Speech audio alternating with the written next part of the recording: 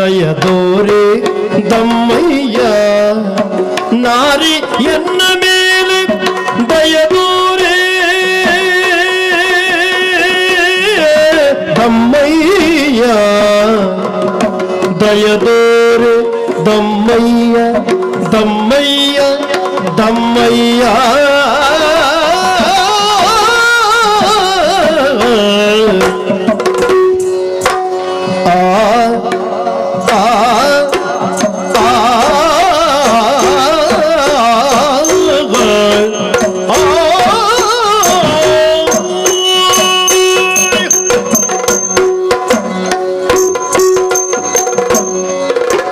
ನಾರಿಯನ್ನ ಮೇಲೆ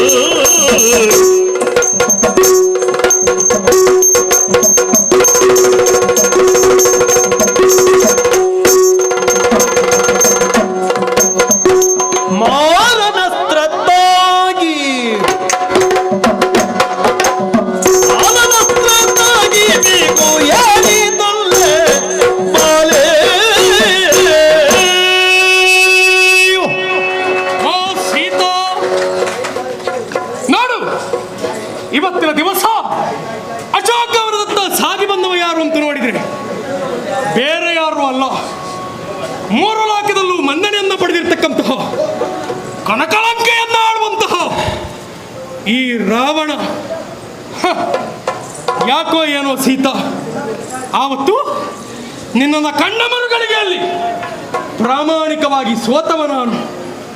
ಪ್ರಪಂಚದಲ್ಲಿ ಯಾರಿಗೂ ಸೋಲದಿರುವಂತಹ ರಾವಣ ಕೇವಲ ಸೀತೆಯ ಸೌಂದರ್ಯವನ್ನು ಗ್ರಹಿಸಿ ಕ್ಷಣ ಮಾತ್ರದಲ್ಲಿಯೇ ಸೋತು ಸುಣ್ಣವಾಗಿ ಹೋದೆ.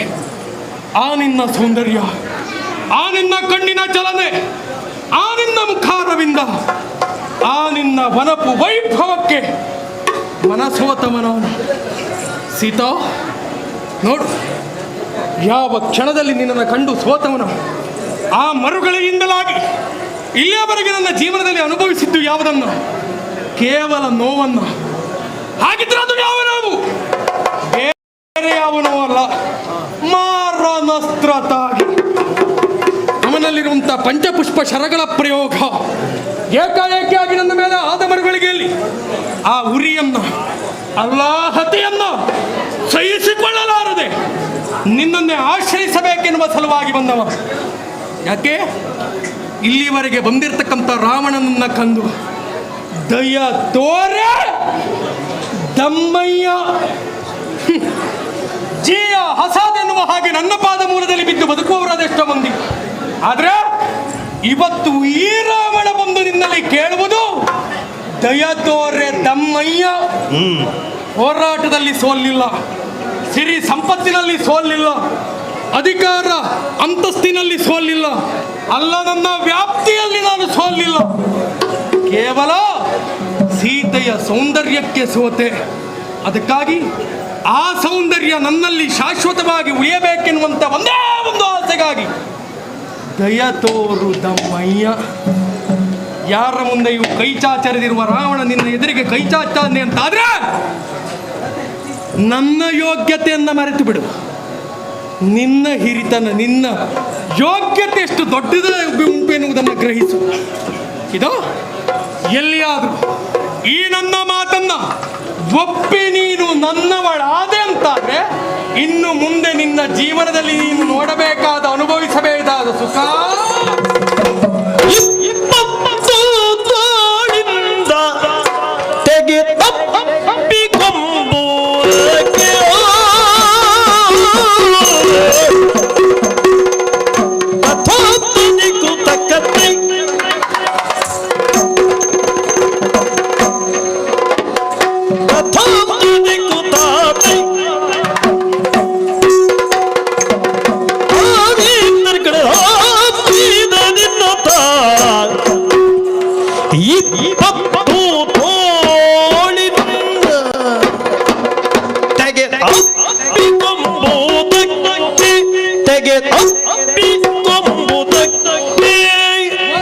ಅಲ್ಪ ಮನಸಲ್ಲ ಕೇಳು,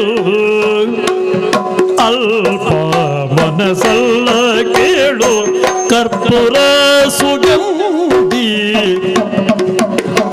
ಅಲ್ಪ ಮನಸಲ್ಲ ಕೇಳು, ಕರ್ಪೂರ ಸುಗಂಧಿ.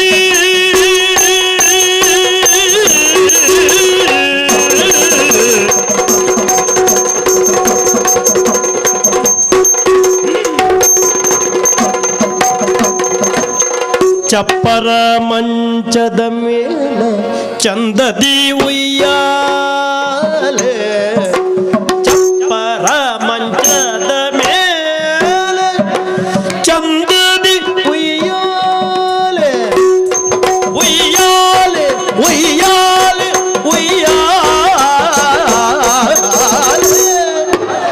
ಚಪ್ಪರ ಮಂಚದ ಮೇಲೆ ಚಂದದಿ ಉಯ್ಯಾಲೆ,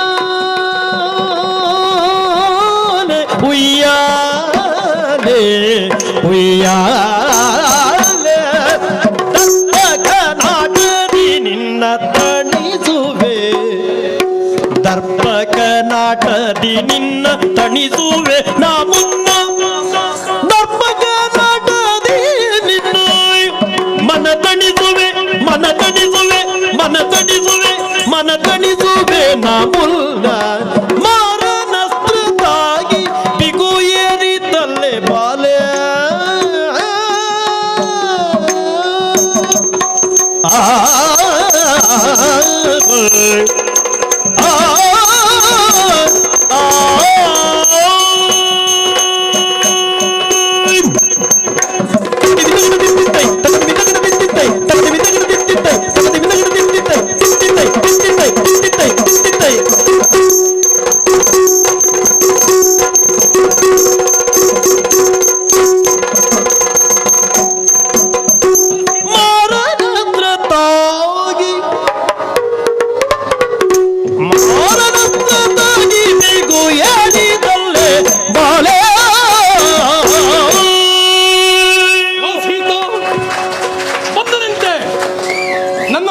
ಒಪ್ಪಿದೆ ಅಂತಾದ್ರೆ ಸುಖ ವೈಭವಕ್ಕೆ ಪ್ರಪಂಚದಲ್ಲಿ ಎಲ್ಲೂ ಎಡೆ ಇಲ್ಲದೆ ಆದೀತು.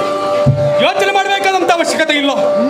ನೋಡು, ರಾವಣನ ಯೋಗ್ಯತೆ ಏನು, ರಾವಣನ ಸಿರಿತನ ಯಾರು, ರಾವಣನ ದೊರೆತನ ಯಾರು, ಪ್ರಪಂಚ ಒಪ್ಪಿದೆ. ನೀನು ನನ್ನವಳಾದೆಂತಾದ್ರೆ ಕೇಳು ಸೀತೆ, ರಕ್ಕಸ ಸ್ತ್ರೀಯರು ಅದೆಷ್ಟೋ ಮಂದಿ ನನ್ನತ್ತ ಕಣ್ಣು ಹಾಯಿಸುವವರಿದ್ದಾರೆ. ಅವರಿಗೆ ಸುಖವನ್ನ ಕೊಡುವರೆ ಯಾವ ರೀತಿಯಾಗಿ ನನ್ನ 20 ತೋಳಿಂದಲಾಗಿ ಅವರನ್ನ ಬಿಗಿ ತಪ್ಪಿ 10 ತಲೆಯಿಂದಲಾಗಿ ಅವರನ್ನ ಚುಂಬಿಸಿ ಸುಖವನ್ನ ಅವರಿಗೆ ಉಣಬಡಿಸ್ತೇನೆ. ಆದ್ರೆ ಇವತ್ತು ಇಲ್ಲಿರುವವಳು ಮಾನವ ಸ್ತ್ರೀ, ನಿನಗಾಗಿ 2 ಕೈ 1 ತಲೆ ಆ ರೀತಿಯಾಗಿ ಶೃಂಗಾರ ಭರಿತನಾಗಿ ಬಂದವ. ನಿನ್ನನ್ನು ಅನುಭವಿಸಬೇಕು ಅಂತಾದ್ರೆ ಈ 2 ತೋಳುಗಳನ್ನು ನಿನ್ನನ್ನು ಬಿಗಿಯಾಗಿ ಅಪ್ಪಿ 20 ತೋಳಿನಿಂದ ಕೊಡಲಾರದಿರುವಂತ ಸುಖವನ್ನ ಈ 2 ತೋಳುಗಳಿಂದ ನಿನ್ನ ಪಾಲಿಗೆ ಉಣಬಡಿಸ್ತೇನೆ. 10 ತುಟಿಗಳಿಂದ ಚುಂಬಿಸಬೇಕಾದಂತ ಸಿಹಿ ಮುತ್ತನ್ನ ನಿನ್ನ ಪಾಲಿಗೆ ಈ 1 ತುಟಿಯಲ್ಲಿ ಕೊಡ್ತೇನೆ. ಕೇಳು ಸೀತಾ, ನೋಡು, ನನ್ನವಳಾದೆಂತಾದ್ರೆ ಪ್ರಪಂಚದಲ್ಲಿ ನಿನ್ನ ವೈಭವಕ್ಕೆ ಏನೇ ಇಲ್ಲ. ಇದುವರೆಗೆ ಕಷ್ಟದ ಜೀವನಗಳನ್ನೇ ಅನುಭವಿಸಿದವಳು ನೀನು. ಕಾಡ ಜೀವನವೇ ನಿನ್ನ ಪಾಲಿಗೆ ಪಾಠವಾಗಿ ಹೋಯಿತು, ನೀತಿಯಾಗಿ ಹೋಯಿತು. ಆದರೆ ನನ್ನವಳಾದೆ ಅಂತಾದ್ರೆ ಸುಖ, ಸುಪ್ಪತ್ತಿಗೆ, ವೈಭವ, ಸಂತೋಷ ಇದೆಲ್ಲವನ್ನು ಮೊಗೆ ಮೊಗೆದು ನಿನ್ನ ಪಾಲಿಗೆ ಉಣಬಡಿಸುವುದಕ್ಕೆ ನಾನು ಸಿದ್ಧನಿದ್ದೇನೆ. ಚಪ್ಪರ ಮಂಚದ ಮೇಲೊಂದು ಚಪ್ಪರ, ಚಪ್ಪರದ ಮೇಲೊಂದು ಮಂಚ ವಿಶೇಷ ರೀತಿಯಾಗಿ ಶೃಂಗರಿಸಿ ಆ ಮನ್ಮಥನ ಆಟದಲ್ಲಿ ನಿನ್ನನ್ನು ತಣಿಸುವುದಕ್ಕೆ ಮನ ಮಾಡ್ತೇನೆ. ಹೇಳು ಸೀತಾ, ನನ್ನವಳಾಗುವರೆ 1 ಹೂಂಕಾರ ಬೇಡ, 1 ನಿನ್ನ ಕಣ್ಣಿನ ಚಲನೆ ಬೇಡ, 1 ನಿನ್ನ ಹುಬ್ಬಿನ ಜಯಂಕಾರ ಬೇಡ, 1 ನಿನ್ನ ಮುಗುಳು ನಗು ಅಲ್ಲ, ನಿನ್ನ 1 ಹೆಬ್ಬೆಟ್ಟಿನ ಚಲನೆ, ಇದು ಒಂದಷ್ಟು ಸಾಕು ನನಗೆ ಅರ್ಥ ಮಾಡಿಕೊಳ್ಳುವರೆ. ಯಾವುದನ್ನಾದರೂ ಒಂದು ಸೂಚ್ಯವಾಗಿ ತಿಳಿಸು ಸೀತಾ. ಬೇಡ, ಯಾವುದಕ್ಕೂ ಎಲ್ಲವನ್ನ ತಿಳಿಸಿ ನಿನ್ನ ಪಾಲಿಗೆ ಹೇಳಿದರೂ ಮಾತಾಡು. ಬಂದು ನಿಂತವ ರಾವಣ, ಲೋಕದ ಮನ್ನಣೆಯ ಮಣೆಯ ಪೀಠವನ್ನ ಏರಿರುವಂತಹ ರಾವಣ, ಮಧ್ಯರಾತ್ರಿಯ ಸಂದರ್ಭ ನಿನ್ನ ಎದುರಿಗೆ ಬಂದು ನಿಲ್ತಾ ಇದ್ದೇನೆ.